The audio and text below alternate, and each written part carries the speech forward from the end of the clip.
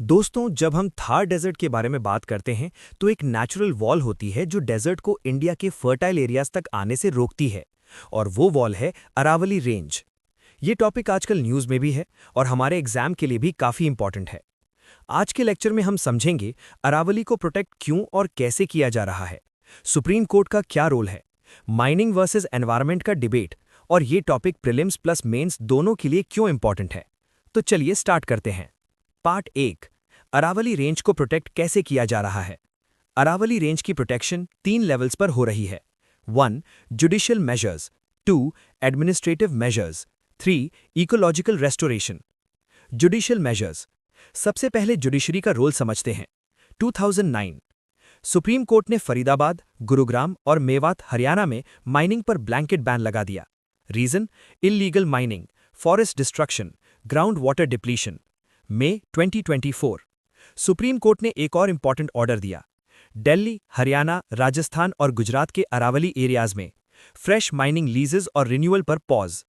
नवंबर 2025 Supreme court ने central empowered committee CEC की recommendations को एक्सेप्ट कर लिया। मतलब अब बिना साइंटिफिक प्लानिंग के माइनिंग अलाउड नहीं है। Central empowered committee CEC recommendations. CEC एक एक्सपर्ट बॉडी है जो कोर्ट को एनवायरमेंट रिलेटेड इनपुट्स देती है। सीईसी ने कहा, 1. पूरे अरावली रेंज की साइंटिफिक मैपिंग होनी चाहिए। 2. Macro level environmental impact assessment. 3. Ecologically sensitive Jones में माइनिंग बिल्कुल मना। 4. स्टोन क्रशिंग यूनिट्स को स्ट्रिक्टली रेगुलेट किया जाए। 5. जब तक स्टडीज कंप्लीट नहीं होती, नो न्यू माइनिंग लीजेस। ये रिकमेंडेशंस नवंबर 2025 में सुप्रीम कोर्ट में एक्सेप्ट कर ली। Executive measures. Aravalli green wall project. सिर्फ बैन लगाना सल्यूशन नहीं होता, रेस्टोरेशन भी जरूरी होता है। Aravalli green wall project 2025। इस प्रोजेक्ट के ऑब्जेक्टिव्स: 1. अरावली के अराउंड 5 किलोमीटर का ग्रीन बफर जोन बनाना। 2. 4 स्टेट्स के 29 डिस्ट्रिक्ट्स कवर होंगे। 3. टारगेट है 26 मिलियन हेक्टेयर्स डिग्रेडेड लैंड को रिस्टोर करना by 2030। Inspired by Africa's great green wall project. Part 2, Aravalli desertification को कैसे रोकती है।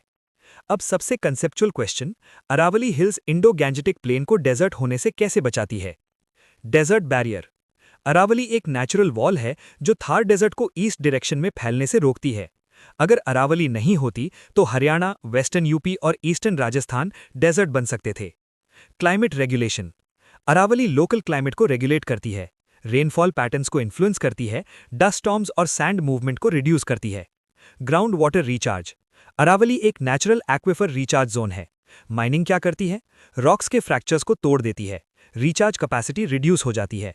इसीलिए माइनिंग का इंपैक्ट सिर्फ सरफेस तक नहीं, अंडरग्राउंड भी होता है। Reverse origin. अरावली कई इंपॉर्टेंट रिवर्स का सोर्स है: चंबल, साबरमती, लूनी। इसीलिए अरावली का डिग्रेडेशन मतलब वाटर सिक्योरिटी पर direct threat. Part 3, uniform definition of Aravalli क्यों जरूरी थी। ये एक बहुत ही यूपीएससी टाइप गवर्नेंस क्वेश्चन है। प्रॉब्लम पहले क्या था? हर स्टेट अरावली की अलग डेफिनेशन यूज कर रही थी। रेगुलेटरी लूप होल्स, लीगल और इल्लीगल माइनिंग बढ़ गई। एक्सपर्ट बॉडीज भी अग्री नहीं करती थी। Earlier FSI definition 2010। Forest Survey of India के criteria: slope greater than 3 degrees, foothill buffer 100 metres, valley width 500 metres. Supreme Court final decision 2025। Supreme court ने clarity लाई।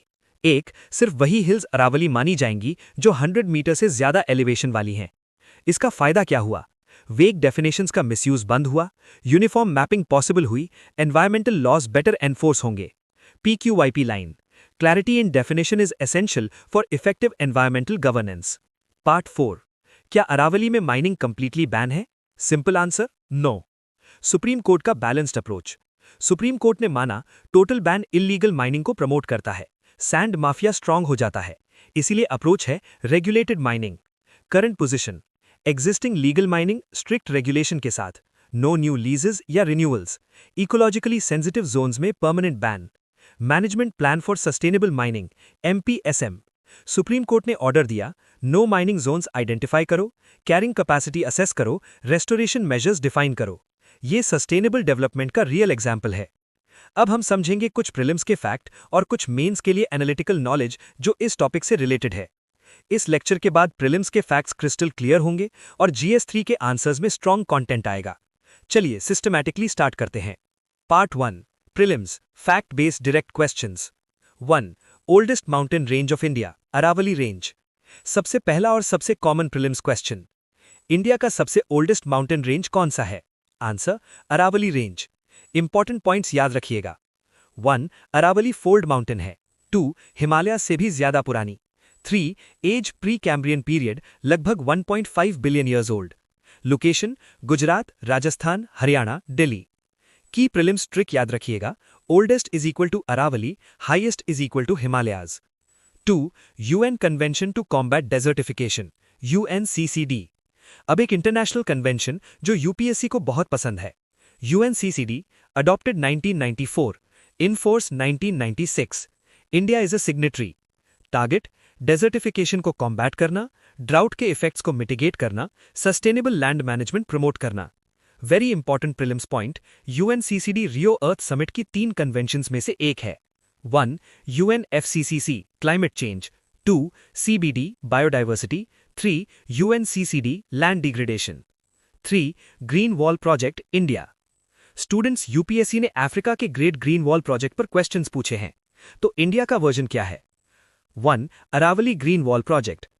की points, inspired by Africa's project, focus Aravalli range, Gujarat से दिल्ली तक green belt create करना, Thar desert की desertification को रोकना, carbon sink और biodiversity improve करना। नाम याद रखिएगा, Aravalli green wall project. 4 rivers originating from Aravalli range. ये एक classic prelims matching type area है। Important rivers, Luni Arabian sea mostly पहले ही ड्राई हो जाती है। साबरमती अरेबियन सी, बनास चंबल की ट्रिब्यूटरी, साहिबी राजस्थान हरियाणा में ड्राई हो जाती है। Gambhir Yamuna river system. Conceptual point जो यूपीएससी फेवरेट, अरावली रेंज एक वाटरशेड का काम करती है between Arabian sea drainage and Bay of Bengal drainage. Part 2 GS3 analytical explanation. 1 mining versus environment debate Aravalli context. अब हम GS3 के कोर इशू पर आते हैं। इशू, अरावली में माइनिंग होती है for stone, quartz, marble. Mining के बेनिफिट्स, एम्प्लॉयमेंट जनरेट होता है, रॉ मटेरियल्स मिलते हैं, स्टेट्स को रेवेन्यू मिलता है। But environmental costs, forest cover loss, ground water depletion, air और नॉइज पॉल्यूशन, डेजर्टिफिकेशन फास्ट हो जाती है।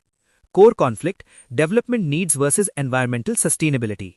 ये कॉन्फ्लिक्ट आपके मेंस आंसर का बेस होना चाहिए। 2 judicial environmental governance. Judicial environmental governance का मतलब क्या होता है? जब कोर्ट्स एनवायरमेंट प्रोटेक्ट करने के लिए एक्टिवली इंटरवीन करते हैं।